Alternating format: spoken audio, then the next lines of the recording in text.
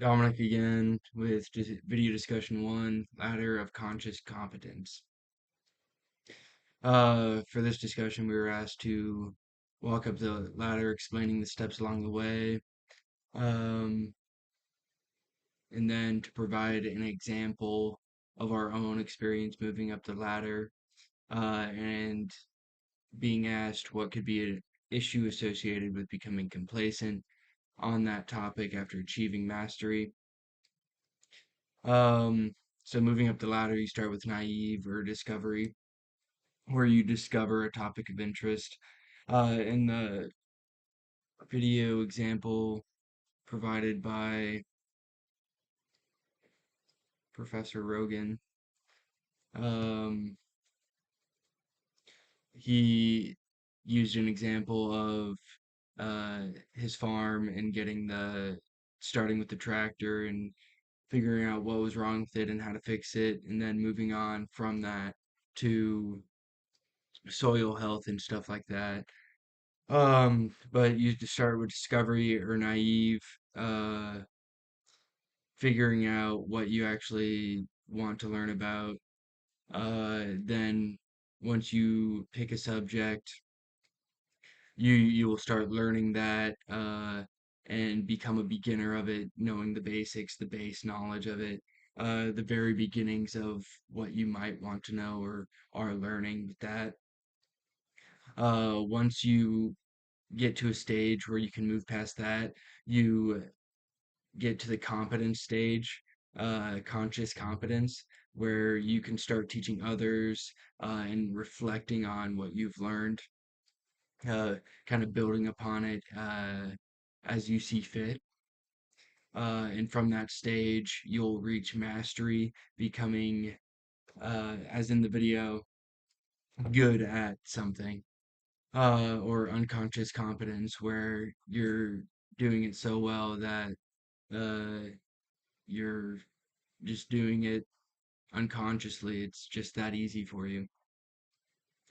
And then, but in the diagram, there's complacency, which I believe can happen at any stage, and will just set you back, can set you back, a few different stages, or set you back to the naive discovery stage.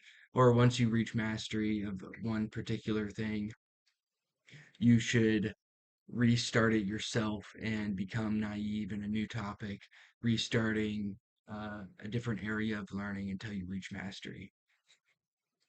The example I will provide for moving up the ladder could be, I use cooking as an example.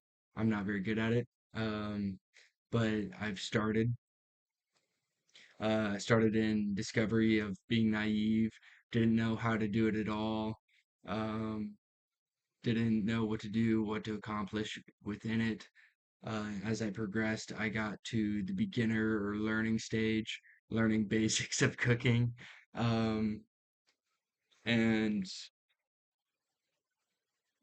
past that, I honestly got complacent. Oh, this is enough to know, and kind of reset myself within that. Being complacent, reset me, didn't push me further, and now I'm trying to relearn. But a different example could be, um, hmm, lacrosse. I could use lacrosse as an example. When I was young, I was naive, didn't know what the sport was, discovered it, wanted to try it out. So I went to a few camps, started learning, was a beginner. Once I got past that, I moved to the conscious competence stage, where I was able to go to camps and mentor younger kids, um, and then reflect on my own growth, seeing how far I've become and what I need to continue doing to build upon my strengths and weaknesses, my application of the sport. Um, And then you could say once I got to college and started playing the sport, I reached mastery. But once I did that, I again got complacent and didn't really push myself further than that. Um, but I got to a point where I was good enough to play in college, um, which I wouldn't call that full mastery, but it's mastery to a certain extent. Um, wasn't fully mastered where I could do everything in the sport in my sleep, but I was mastered enough to uh, where I got to the point where I could catch and pass with little to no effort, get ground balls with little to no effort, and then I was on the defensive end of the field.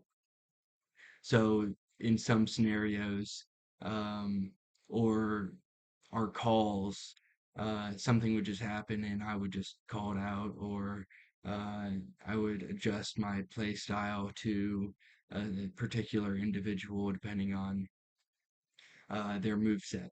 So yeah, uh, and I could use that also in a sense of once I got passing and catching down or passing and catching with my right hand down. I mastered that, so then I restarted myself with my left hand, uh, being naive with my left hand, be turning into a beginner, and then being competent with my left hand. So yeah, that's my example. Thank you for your time. Uh, I hope